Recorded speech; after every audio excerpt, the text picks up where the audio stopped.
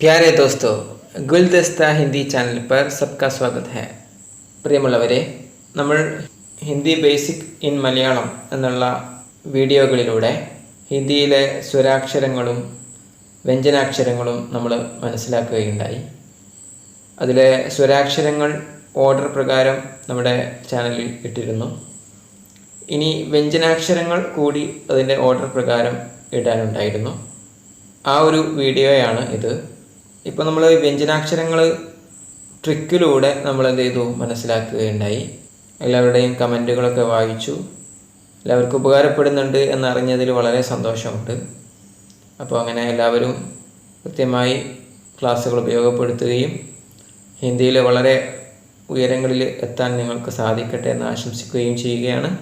ഹിന്ദിയിലെ വ്യഞ്ജനാക്ഷരങ്ങൾ നമ്മൾ ഓർഡർ പ്രകാരമായിരുന്നില്ല പറഞ്ഞിരുന്നത്. ഒരു പ്രത്യേക രീതിയിൽ അഥവാ ഒരു ട്രിക്കിലൂടെ ഒരക്ഷരത്തിൽ നിന്ന് മറ്റൊരക്ഷരം പഠിക്കുന്ന രൂപത്തിലായിരുന്നു പറഞ്ഞിട്ടുണ്ടായിരുന്നത്.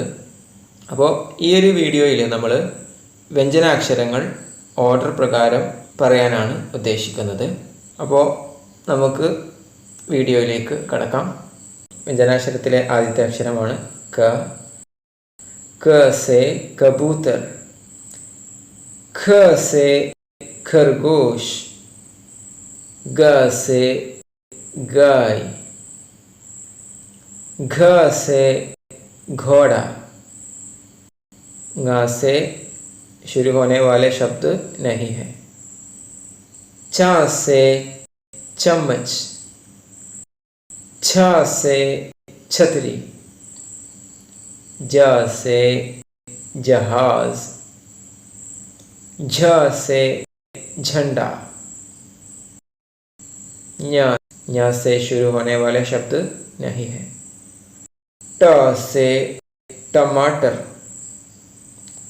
ठ से ठठेरा, ड से डब्बा, ढ से ढोलक. न से शुरू होने वाले कोई शब्द नहीं है.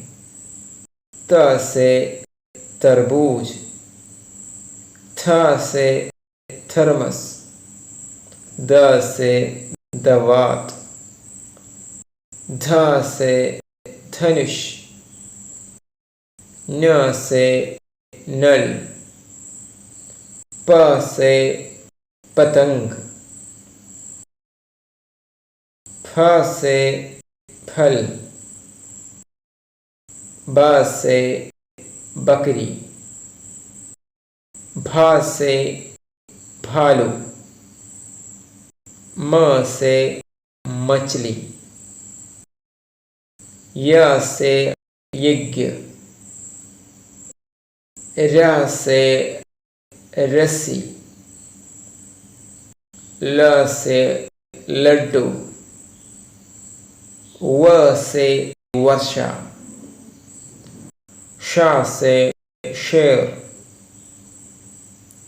श से षटकोण, स से सेब, ह से हाथी,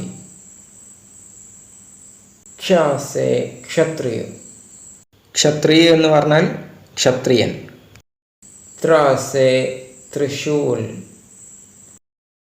ज्ञ से ज्ञानी. ജ്ഞാനി എന്ന് പറഞ്ഞാൽ അറിവുള്ളവനായ എന്നാണ് അർത്ഥം. ശ്ര സേ ശ്രേണി. ശ്രേണി എന്നതിന് നിര, വരി, സമൂഹം, ക്ലാസ് എന്നൊക്കെയാണ് അർത്ഥം. ഇത്രയുമാണ് ഹിന്ദിയിലെ വ്യഞ്ജനാക്ഷരങ്ങൾ. അപ്പോൾ ഇതിൽ നമ്മൾ പഠിച്ചതുപോലെ ക്ഷ, ത്ര, ഗ്യ, ശ്ര എന്നീ അക്ഷരങ്ങൾ സംയുക്താക്ഷർ എന്നുള്ള വിഭാഗത്തിൽ ആണ് ഉൾപ്പെടുന്നത്. ഈ വ്യഞ്ജനാക്ഷരങ്ങളിൽ ങ, ഞ, ണ എന്നീ അക്ഷരങ്ങൾ കൊണ്ട് തുടങ്ങുന്ന പദങ്ങൾ ഹിന്ദിയിലില്ല. എങ്കിൽ പോലും പദങ്ങളുടെ ഇടയിലോ അവസാനങ്ങളിലോ ഒക്കെ ആയിട്ട് ഈ അക്ഷരങ്ങൾ വരുന്നുണ്ട്. അക്കാര്യവും നിങ്ങൾ പ്രത്യേകം ശ്രദ്ധിക്കുക.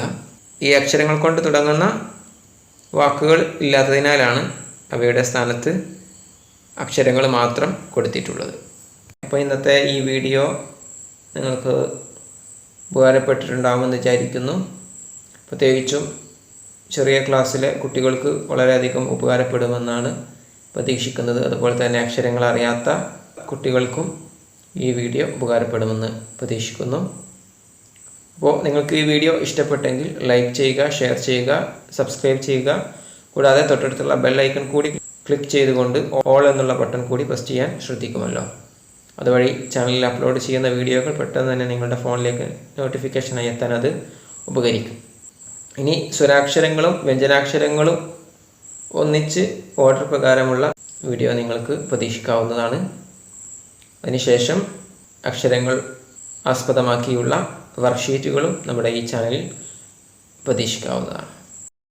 സബ്കോ ധന്യവാദ്.